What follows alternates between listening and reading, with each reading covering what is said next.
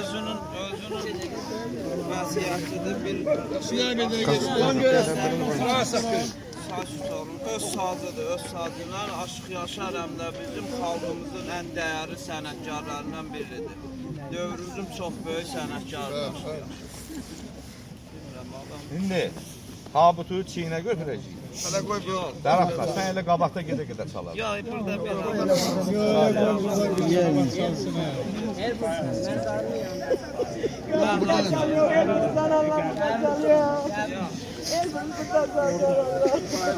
Ayla burada da çal, orada da salınacaq da bak ki.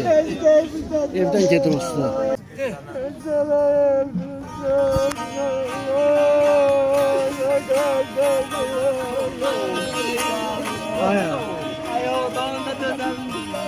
Uşaqlı verəməm. Uşaqlı verəməm.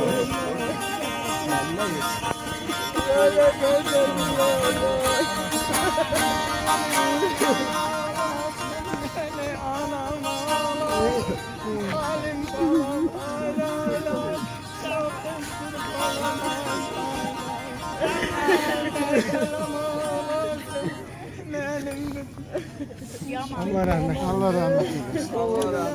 Allah rahmet eylesin. Mekanı cennet olsun. Cennet olsun. Allah rəhmət eləsin. Allah rahmet. Allah çox.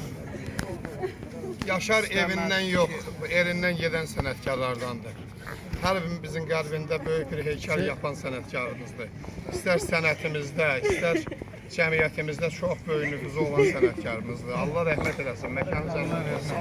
Bir kəlmə də mən deyim, bir dəqiqə sənət yoldaşlarına, qardaşına səbir diləyirəm.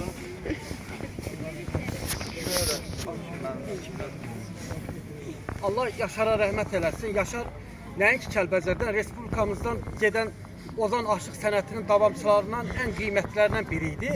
Yaşarın özünə məxsus həm barmaqları var idi, həm səs tembri var idi. O, yəni yəqin ki, hər biriniz onun hər bir çıxışını dinləmişsiniz. Dədə Şəmşirin səsi, barmaqları elə bir ki, Yaşardaydı və onu yaşadırdı.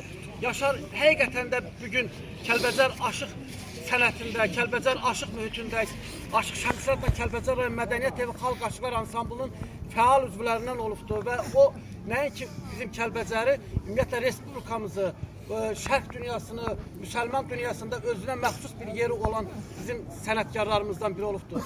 Allahdan rəhmət diləyirəm Yaşara, bütün Kəlbəcər Ozan aşıq sənətinin davamçıları başda olmaqla Mədəniyyət Evinin kollektivi adından mən də öz adımdan Yaşara rəhmət diləyirəm. Yaxınlarına, əzizlərinə səbir diləyirəm. Allah yerin behişt eləsin, Allah sizlərin hər birinə səbir versin. Yaşar bir evdən yox, bir böyük eldən getdi və bizim qəlbimizdə əbədi yaşayacaqdır. Bir daha səbir diləyirəm sizlərin hər birinə. Allah səbir versin bütün yaxınlara. Yaşar doğrudan da klasik aşıq sənətinin bilicilərindən biri idi. Onu haqq aşığı da demək olardı. Onunki verici idi. Biz bəlkə elə bir dastanı, şeiri 10 dəfə, 100 dəfə oxuyub onu yadda saxlaya bilmirdik, amma onun yanında 10 qatar, 5 qatar şeir deyirdin, həkk olurdu onun beynine. Yaşar yaradıcı aşıqdır. Aşıq iki cür olur. Biri ifaçı aşıq, amma bir də yaradıcı aşıq. Yaşar həm yaradıcı aşıqdır, gözəl şeirlər də vardı, saz havalarına yeni havalar gətirmişdi. Allah rəhmət eləsin, Allah səbir versin, nə demək olar? Mədəniyyətə, Azərbaycan mədəniyyəti üçün böyük itkidir. Allah ruhunu şad eləsin. Məqamı cənnət olsun. Mühərrəm Qasımın mənə bir gün zəng eləmişdi, Yaşarın səhəti ilə maraqlandı və dedim ki, təəssüf ki, Yaşar dünyasını dəyişir. Dedi, nə danışırsan? Klasik və müasir aşıq sənətini üstünü idi Yaşar. Müasir aşıq sənətini Yaşarsız təsəvvür etmək çox çətindir, bizim üçün çətin olar. Allah ziyan ölənlərinizə rəhmət eləsin. Allah rəhmət eləsin. Allah səbir versin, səbirli olmaq. Sınavın ikidir. Yaşar mənim qardaşım, baxmayaraq, Yaşar həm gözəl insan idi.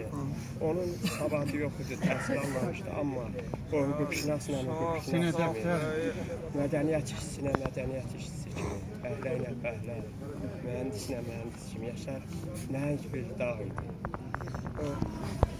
hər birimizə. Allah rəhmət. Ziyalı Allah bir səbir sənətkar. versin. Allah səbir versin.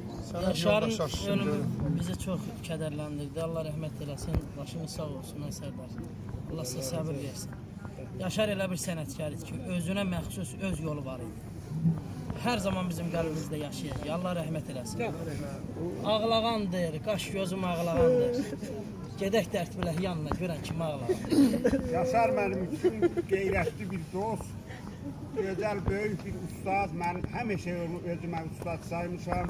Yaşar mənim elə bil ki, bir yanıma aparıb özümə. Allah rəhmət eləsin. Allah rəhmət eləsin, məqam cənnət olsun, özünün vəsiyyətini fəxri havası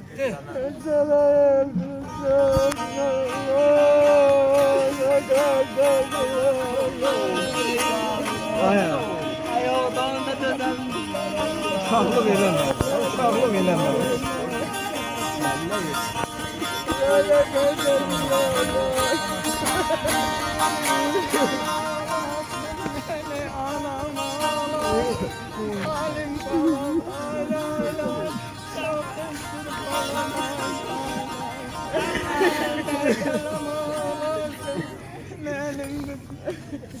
Allah rəhmət. Allah rəhmət eylesin. Allah rəhmət eləsin. Allah rəhmət eləsin, məkanı cənnət olsun. Səbir versin.